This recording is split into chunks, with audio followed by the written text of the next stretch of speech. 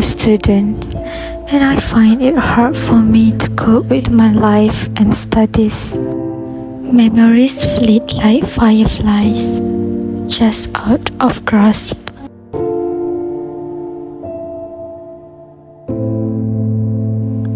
Thoughts flew like butterflies, attention scattered like fallen leaves. The room buzzes with words, but my mind has slipped its anchor, launched on a voyage through fantastical seas.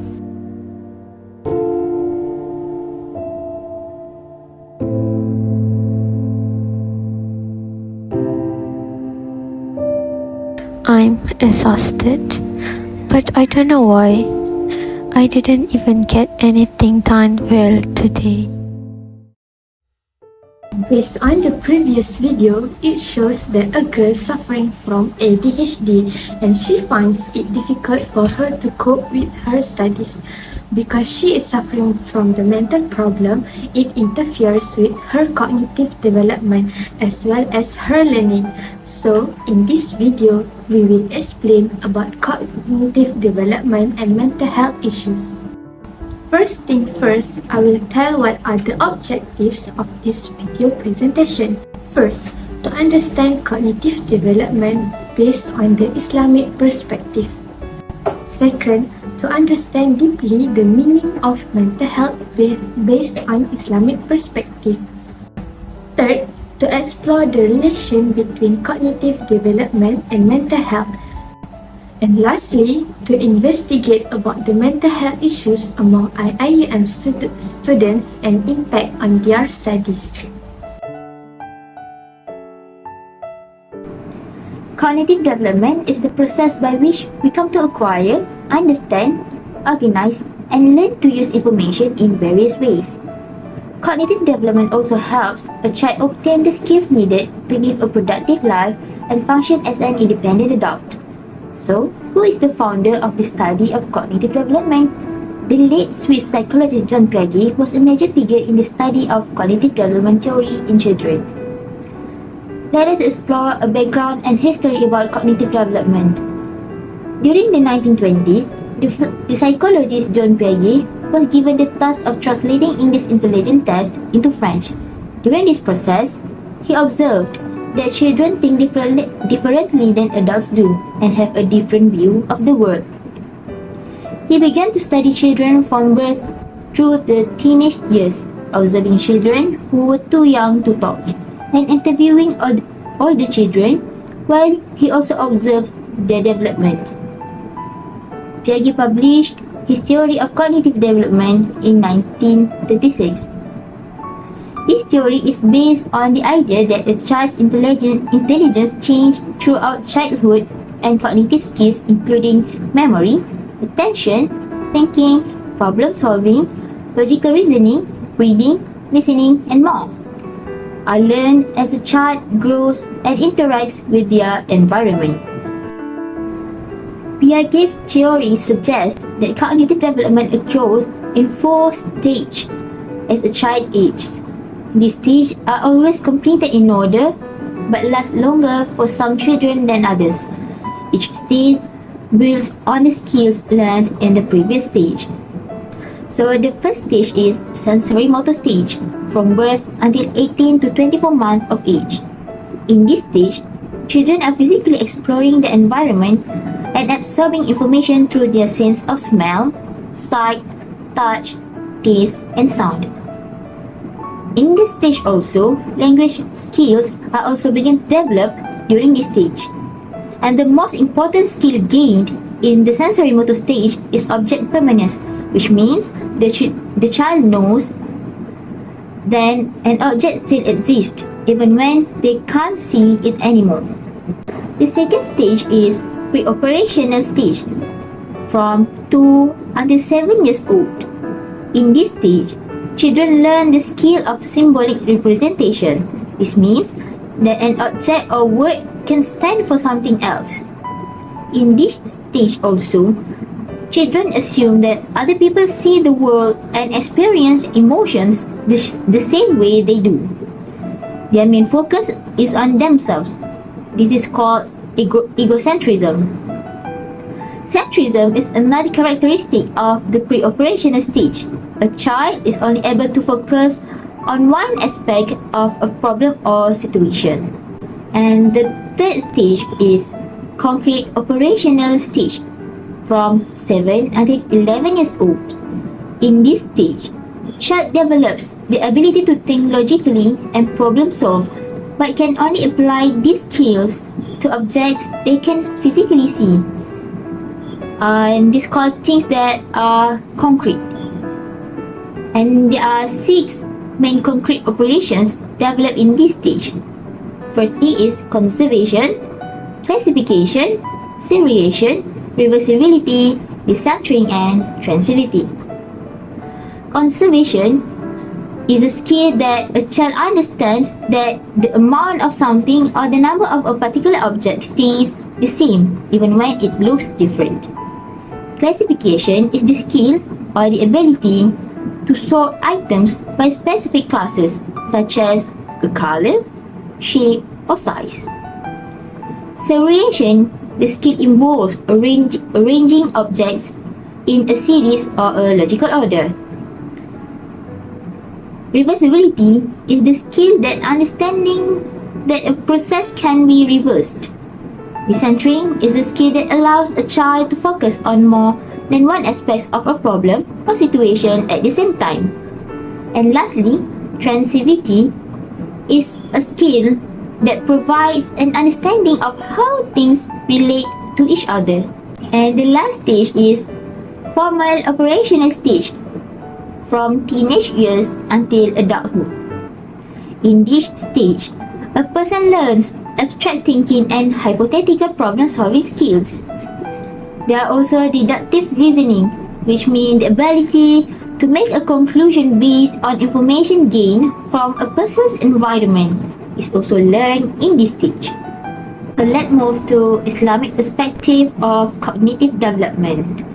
Cognitive psychology is often called by intellectual psychology or intelligence.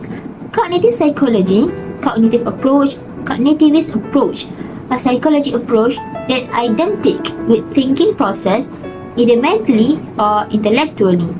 It gives contribution in education world. Specifically, the field of cognitive psychology is study field about how a human understanding, learning, remembering, and thinking about an information.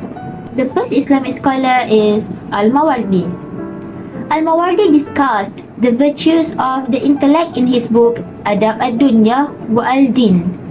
Gave a description of two. Alright, the first type of intellect is al-aql al-gharizi. This type of intellect is the original inborn intellect and the only criterion with which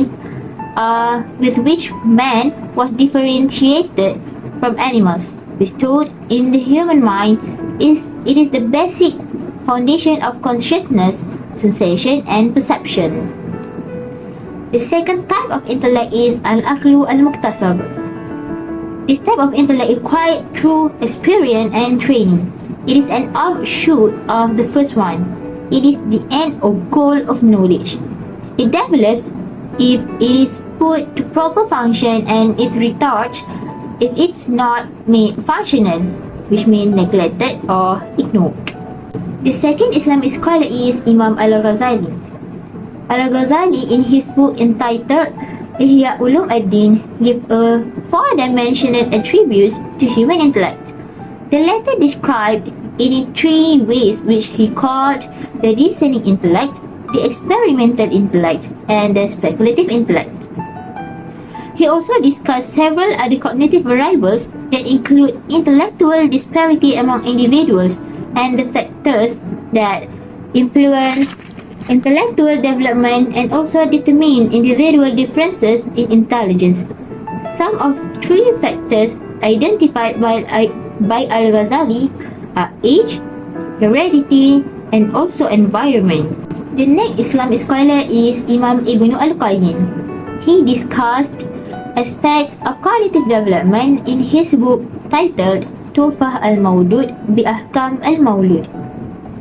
And the last Islamic scholar is Al-Harith Ibn Asad al-Muhasibi. He described the first type of intellect, which is al-aqlu al-gharizi, as an instinctive attribute which has been prepared in man for perceiving or grasping idrak, abstract knowledge. In his two books, namely Adan al-Nufus and Risala al-Mustarshidin, he identified several cognitive variables like attention, imagination, impulsivity, intelligence, mental retardation, measuring intelligence, and much more. Okay, so let me move to the other part, which is aspects of cognitive psychology in Quran. When we study the Holy Quran, the clear definition of intelligence is not found. But through the words that stated by Quran can be concluded the meaning of intelligence. Word that is often used by Quran is the word which has close meaning with intelligence, such as word that related al-aqlu, al-lub, al-fikru, al-bashar, al-nuha, al-fiqh, al-nazar, al-tadabbur, and al-dhikr. In many verses of the glorious Quran, Allah stresses the importance of knowledge. He also emphasized to us the greatness of His favors upon man by endowing him with the intellect, and at the same time exhorts or even challenge us to make good use of our power of reasoning and cognition to acquire sound and proven or factual knowledge, particularly as it pertains to knowing Him and His glory. In Islam psychology, cognitive matter is not always centering in the brain, since thinking process also involving brain, feeling, passion, and heart. It is stated in Surah Al-Ankabut verse 49 and Surah Al-Hajj verse 46 that cognitive has given knowledge where the center of thinking is not in the brain but in the heart. So now, let me move to the next part, which is extractable stages of cognitive development from the Quranic verse or a hadith.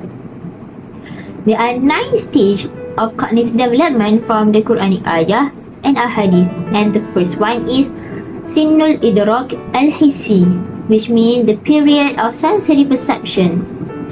This is the first stage of postnatal life, which is from birth to 2 years old. It is chiefly characterized by sensory perception through the 5 sense organs.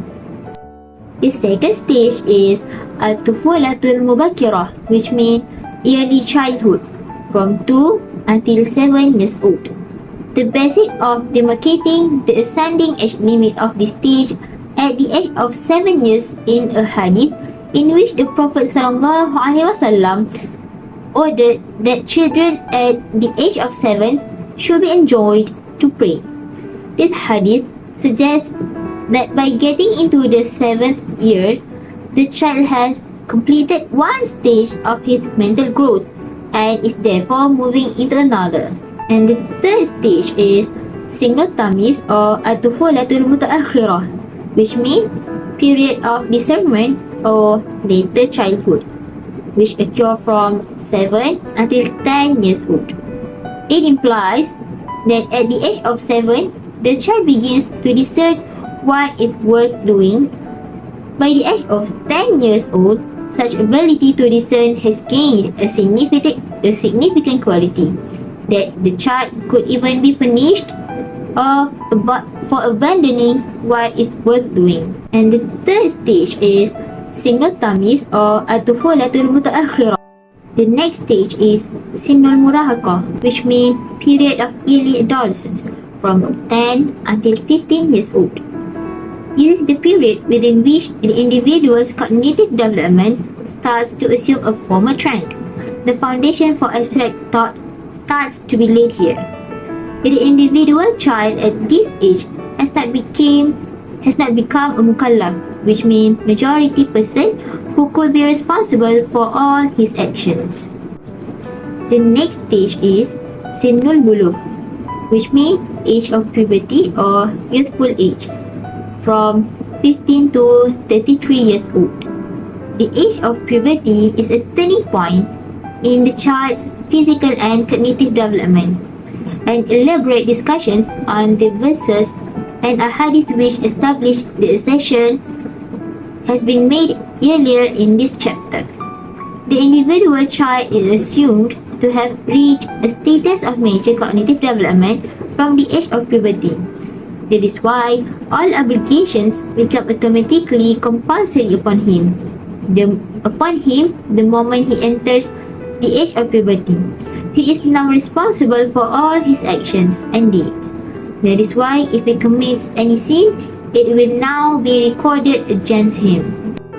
The sixth stage is Sinu Bulugil Ashad, or period of full physical and intellectual strength. In this stage, where intellectual development has completed, from 33 years old until 40 years old. At the age of 40 years old, normal individuals usually reach the peak of their intellectual development. The interpretations and explanations of the renowned exegetists, most of which have been quoted earlier, also substantiate this point. The next stage is Sinul Tawakuf, which means the period of constancy in cognitive development, from 40 years old until 60 years old. Sinul Tawakuf means a stage within which no further progressive development of mental functioning is recognizable or the decline itself.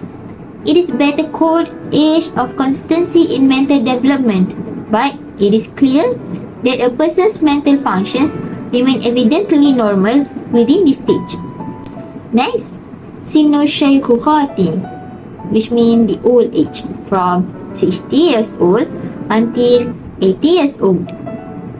It is at this stage that gradual and steady decline in mental functioning start to become evident. Next, Sinu Shaykhukhati, which means the old age, from 60 years old until 80 years old. It is at this stage that gradual and the last stage is Arwalul Umuri, which means feeblest old age, from 80 years old and above. This begins sometimes after 80 years. It is the period with which mental degeneration becomes much more obvious, particularly as age increases toward 100 years old and above. And the last stage is Arwalul Umuri. Assalamualaikum warahmatullahi wabarakatuh. My name is Nurul Farhani, Binti Fasilin. Before this, my friend has explained about the cognitive development is, and now I will explain about mental health. Mental health problems does not only have an impact on the health sector, but also on the everyday life, such as rising crime, the divorce rate, the rate of violence against children, unemployment, and others. So as to avoid instability in every sector of government, need a serious treatment of all parties, especially those involved in the healthcare sector.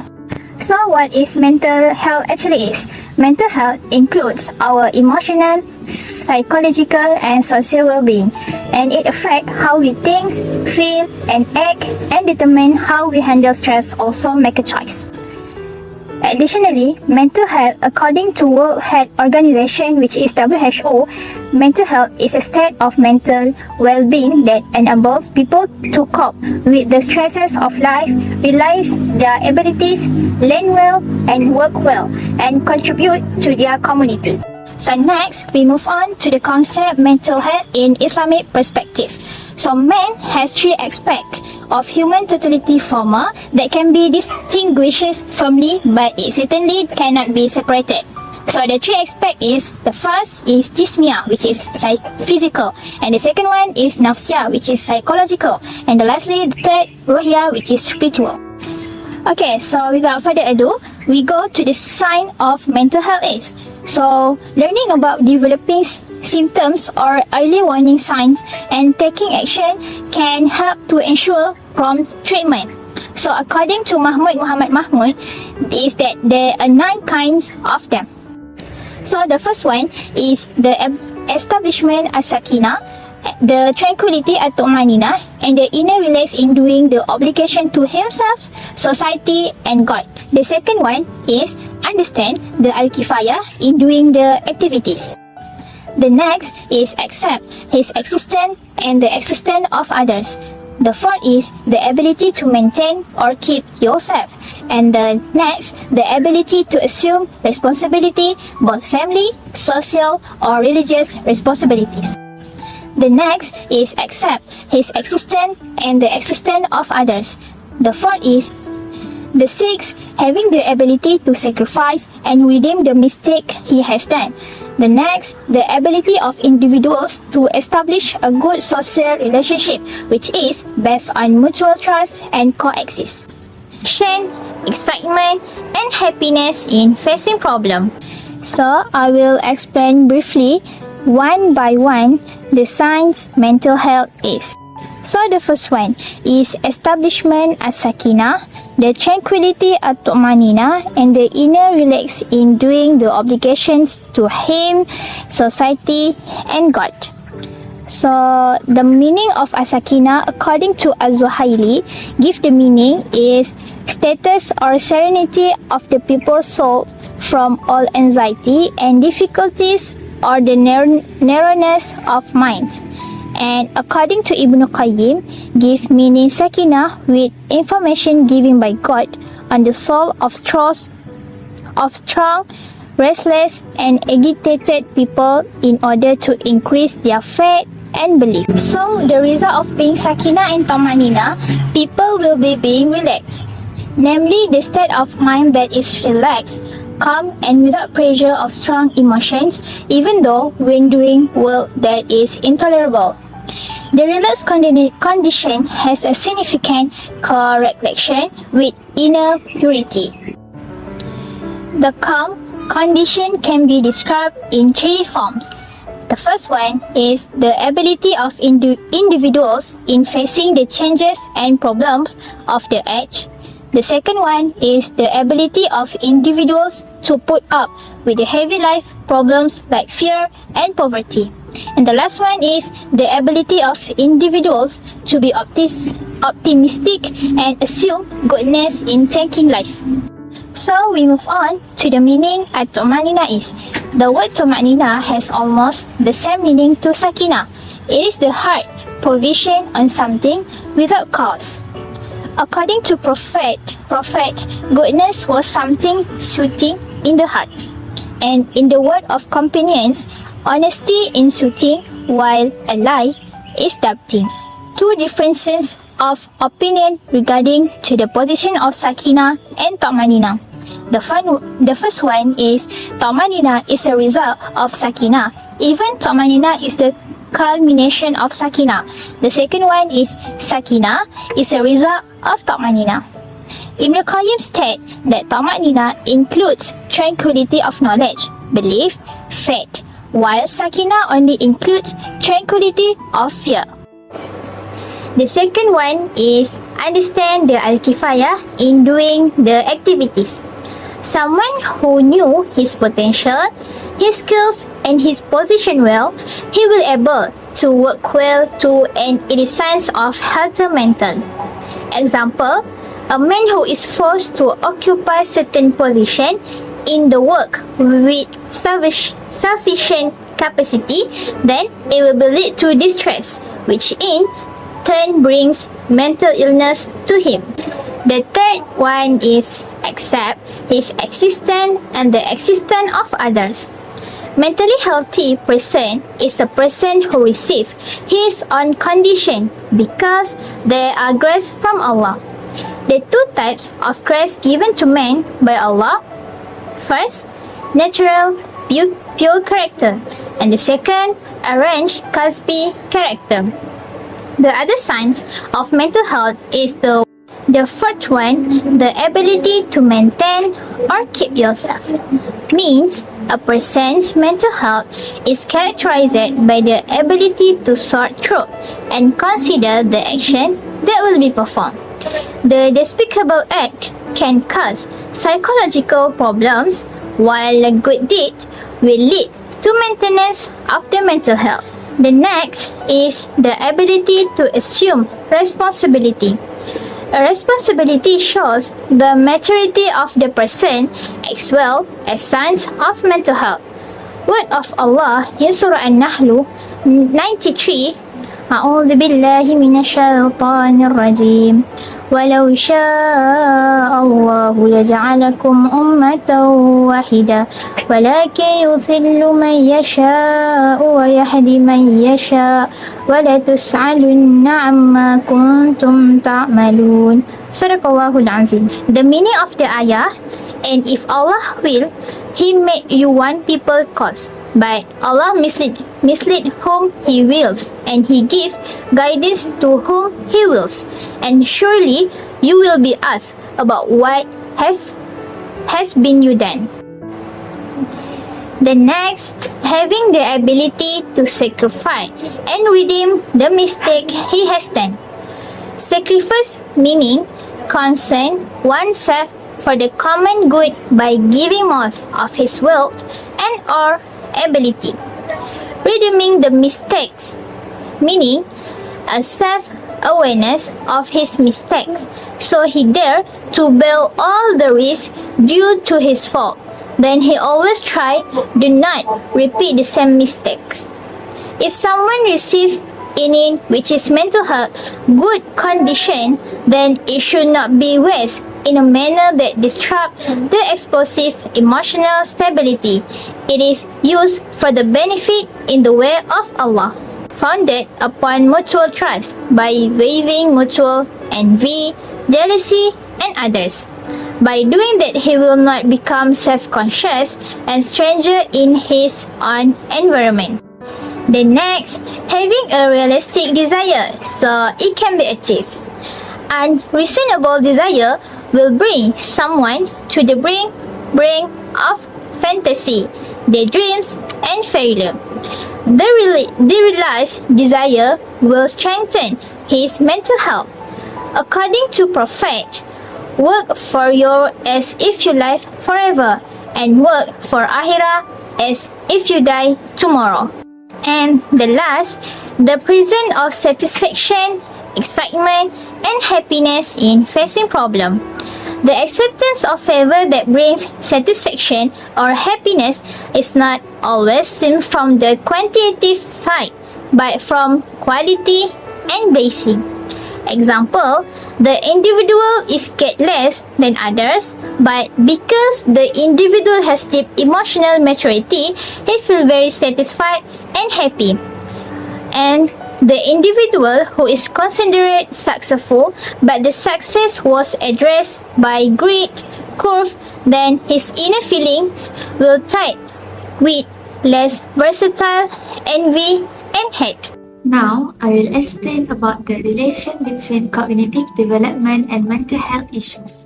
Before that, as I can say, the relation between cognitive development and mental health issues is just like our bodies. If our bodies get sick, our mind can get sick too. When this happens, it can affect how we think, learn, and remember things.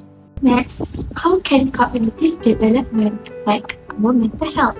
So there are three main aspects of how our cognitive ability can affect our mental health.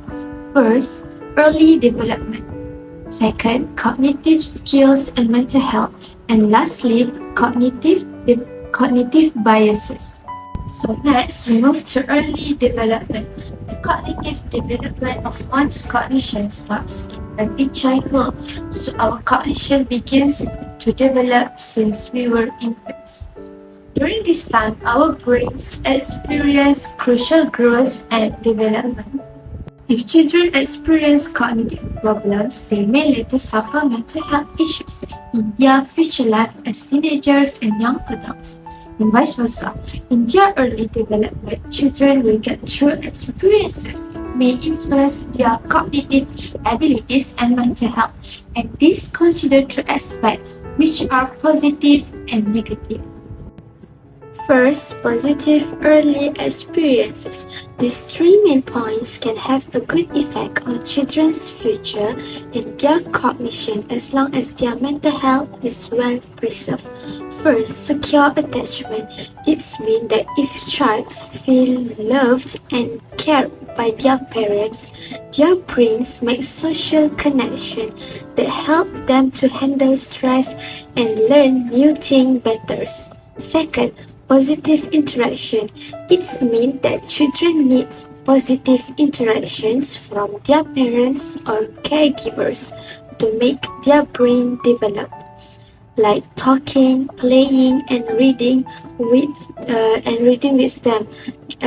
This can help them to learn new things, feel loved, and build confidence for future challenges. Lastly, stimulating environments. This means that adults or parents should provide children with safe and stimulating environments that rich in sensory experiences and opportunities for explorations, fosters their cognitive development. For instance, a playground that filled with toys, books, and other fun things to explore. This will encourage curiosity learning, and problem skills for the children. Next, we will explore negative aspects that will decrease our cognitive ability, thus will harm our mental health. First, neglect and abuse. When a child doesn't feel loved and well cared by their caregivers, it can hurt their brain development, making it harder to them to handle their emotions and cope with stress. They also will constantly feel sad and anxious. Second, trauma. Traumatic experiences such as accidents or witnessing violence can leave a lasting impact on brain development and emotional well-being. Similar to neglect and abuse, they can increase the risk of developing mental health problems later in life. Lastly, unpredictable environments. Growing up in chaotic and unpredictable environments can put a lot of stress on a child's brain. It can make it harder for them to pay attention, remember things, and handle their emotions. Lastly, cognitive skills and mental health. Difficulty managing specific cognitive skills like attention, memory, and problem solving can impact mental health in many ways. For example, if someone has attention difficulties, like those with ADHD, they often struggle to filter out distractions and focus on their tasks. This can lead to feel overwhelmed and easily frustrated. Moreover, poor problem-solving skills also can make someone facing many challenges and difficult to find solutions. This can lead to feeling helplessness and increased stress, anxiety, and even depression. Lastly, cognitive biases. Cognitive biases refer to our mind's automatic thinking processes and interpretation of information that can sometimes be distorted or negative. There are some types of cognitive biases that will impact our mental health. First, negativity bias. Negativity bias tendency to focus on negative information and experiences while disregarding positive ones. This means that our brains are more focused on the negative sides rather than positive sides. Individuals with this bias might keep talking and thinking about their past mistakes. Next, catastrophizing. This is the habit of expecting the worst case scenario in any situation. Someone with catastrophizing might overthinking minor problems and create unnecessary stress. Lastly, self-blame bias. Self-blame bias means taking undue responsibility for negative events and blaming oneself for external factors. This can lead to feel guilty, shame, and depression. Next, I will explain the impact of mental health issues on cognitive development. There are three aspects of it. First, mental health and learning, social emotional functioning, and lastly, long-term effects. Next, I will explain the impact of mental health. So, we move to mental health and learning. If someone suffering from mental illness, it can affect their learning as well as their cognitive abilities. There are three aspects of mental health which will affect learning. First, cognitive impairment. Mental health issues like depression and anxiety can disrupt key cognitive functions that are essential for learning, which are memory, attention, and executive functioning. If someone is facing mental illness, they might be forgetful, struggling to retain information, and trouble to complete their tasks. Next, attention. Individuals might find it difficult to focus and easily get distracted. They also always missing important information. Third, executive functioning. Someone who suffers from mental health problems, they might be facing challenges with planning, organizing, and problem solving. They also find it difficult to manage and complete their tasks. Next, the second aspect of mental health and learning is motivation and engagement. Facing mental health challenges can lead to decreased participation in class and diminished motivation. The student also will lack engagement with learning materials and higher risk of falling behind. Lastly, negative self-belief. Individuals might develop self-doubt and negative beliefs about their cognitive abilities, and this will undermine their learning potential. Next, the second impact of mental health on cognitive development is social and emotional functioning. Social and emotional functioning refers to our ability to build a healthy relationship with our relatives and friends and interact effectively, and also our ability to understand, express, and manage our emotions in a healthy way. But there are three types of how can mental illness impact on our cognition based on emotional and social functioning. First, social interaction. With someone facing mental health challenges, they might struggle with social skills, communication, and maintaining their relationship. If they fail to communicate effectively with others, it will lead to isolation and withdrawal. They also will face difficulties building network for academic success. Second, emotional regulation. Having mental health problems such as depression or bipolar will lead individuals difficult in managing their emotions like anger, frustration, and anxiety. This can disrupt classroom participation and hinder effective communication with their teachers and peers. Moreover, it will also create a less conducive learning environment. Lastly, social anxiety.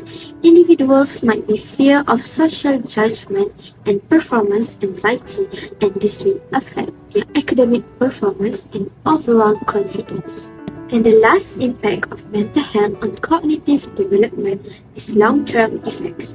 I will highlight two crucial aspects of the long-term effects on mental health on cognitive development if someone ignores their mental problems. First, chronicity and severity. The longer a mental health issues remain untreated, the higher risk of lasting cognitive impact. Thus, it can create neurotoxic environment in our brain. This can affect neuroplasticity and hindering our cognitive development. Second, neuroplasticity.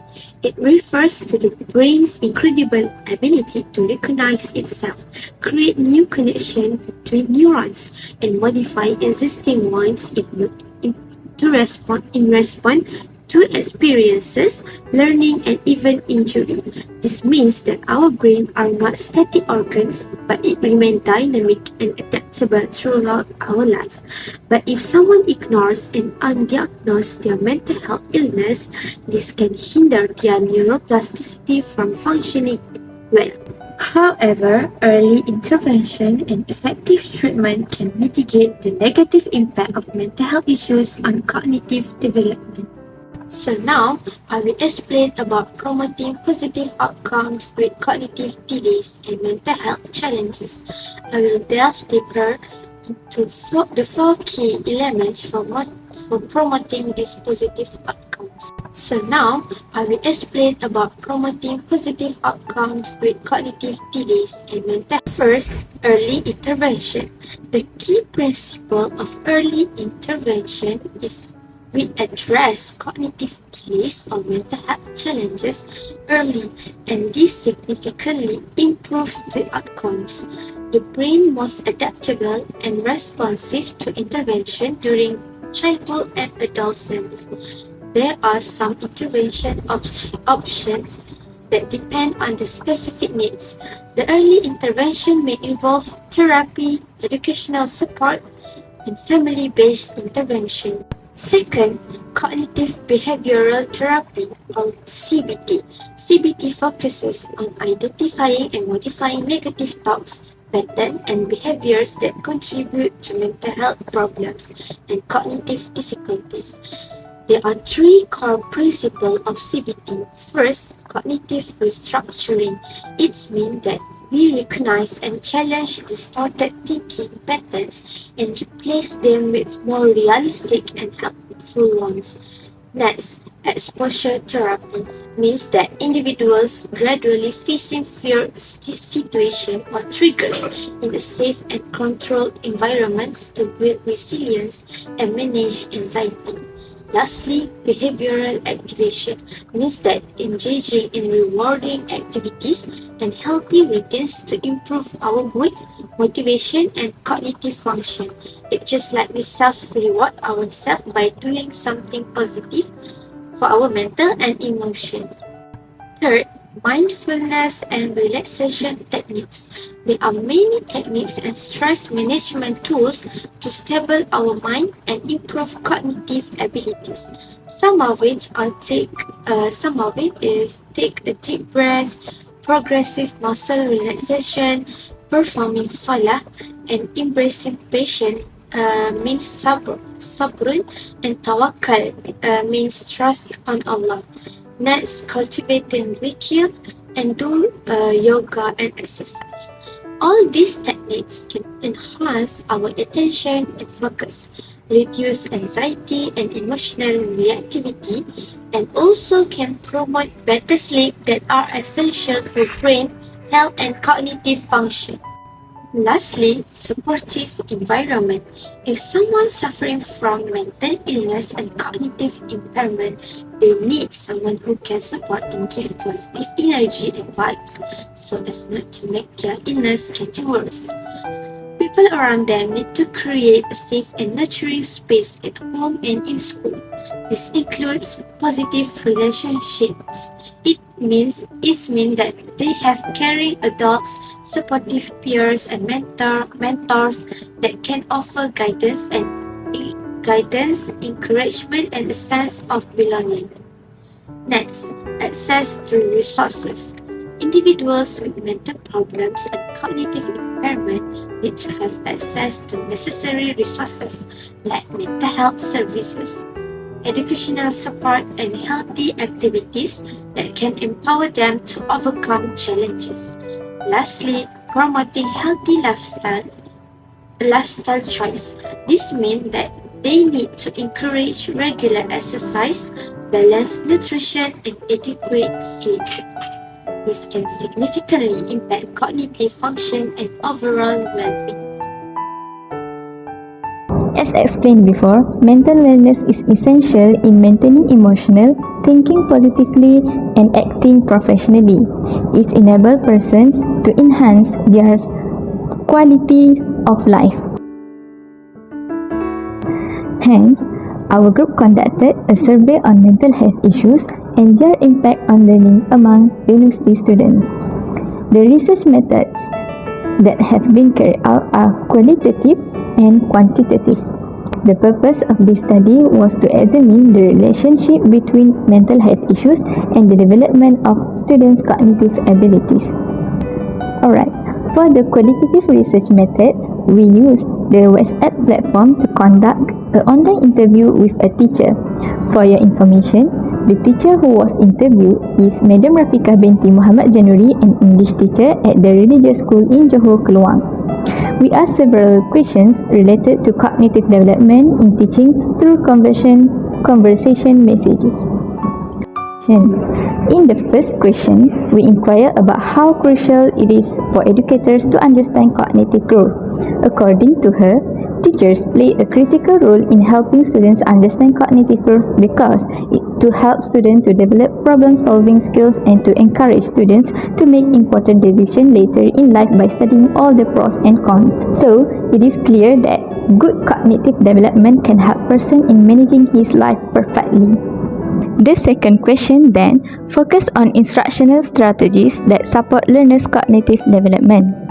The response to this question is by giving them exercise or a hands-on approach to learning which will help students to develop their problem-solving skills which are essential later in life, such as for career building and for managing a future. The very last questions always has to do with suggestions, which are activities that can be implemented to stimulate the cognitive development of students. So, according to this teacher, actions that can be done to enhance students' cognitive development are like talk to students, sing and read together, answer your students' question, and so on. Based on the response from this interview, we have concluded that cognitive development is critical for an individual, particularly when it comes to developing critical thinking abilities. An individual with strong cognitive abilities may effectively manage a wide range of difficulties and challenges in their life. Last but not least, creating supportive and enriching environments at home and school is crucial for fostering positive cognitive development and mental well-being. Now, let's explore the findings from the quantitative survey. According to the interview results, a good environment and strong mental health have an impact on positive cognitive development. Thus, the purpose of this quantitatively based survey was to look at variables related to mental health issues and how they may impact students' cognitive development. For your information, the target respondents for this study were International Islamic University students to whom the research questions were sent via a WhatsApp application through the Google form. The study was conducted from 2nd January to 5th January. The demographic question section consists of age, gender, and years of study. Most of them are from the age of 19 to 20 years old, which are first-year students, and the majority of the respondents who answered the survey are female. Next, proceed to the key questions, which contain several questions about mental health problems, the factors of it, and effects on learning and how to overcome this problem. According to the study's findings, from the first question's result, there were 38 respondents, or 86.4% of the sample, respond that they had been exposed to mental health problems, while the remaining 6 respondents, or 13.6% of the sample, indicated that they had not. Next, the second question, with 63.6% of all respondents or their acquaintances had ever received a diagnosis of a mental health issue, with the remaining 63.4% not having suffered from a mental health issue. Regarding the third question, all respondents agreed 100% of the time that mental illness can have an impact on academic ability according to the study's findings. As you already know, emotional issues and mental health problems are significant causes to learning difficulties with focus and attention. Thus, The answers to the fourth and fifth questions show that the majority of respondents on average encounter this issue, and that the frequency levels that respondents select most frequently are occasionally and often with percentages of 36.4% and 31.8% respectively. The following question relates to issues that students commonly face when studying, like procrastination in completing assignments, financial problems, lack of sleep, studying in courses that are not of interest, and many more. According to the result survey, the causes that most affect emotional stress and mental illness is the load of assignments with a percentage rate of 84.1%, followed by the problem of lack of sleep, which is 81.8%, and the problem of lack of understanding in learning with a percentage of 68.2%. Through this survey, we can find out that many respondents are among students who face such problems that can lead to health problems mentally.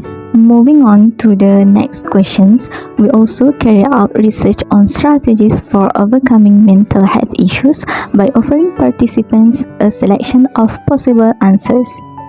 Growing in one's relationship with God is the primary way to solve the issue, according to the majority of poll participants, with 90.9% of them who answer in favor of this approach. It is clear that as Muslims, we need to always remember God, which is Allah, and ask for His guidance by strengthening their worship. In addition, a lot of respondents indicated that consulting a psychiatrist and spending time with close friends and family members are other strategies for treating mental health issues in their early stages.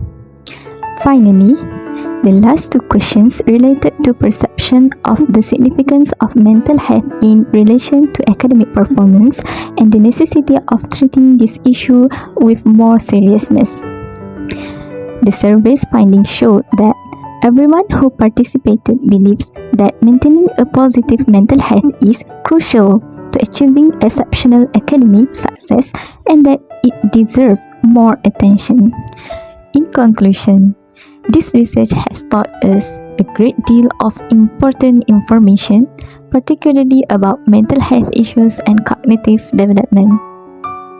As mentioned before, cognitive development is the process we come to acquire, understand, organize, and learn to use information in various ways, whereas mental health refers to our state of emotional, psychological, and social well-being. Due to the variety and complexity of this topic, both are related and require attention. Through comprehension of this relationship, we may create effective strategies to help people and encourage positive outcomes all through their life. Hence, this video has come to end. That's all from our group, and thank you for your cooperation and hope you enjoy this content very well.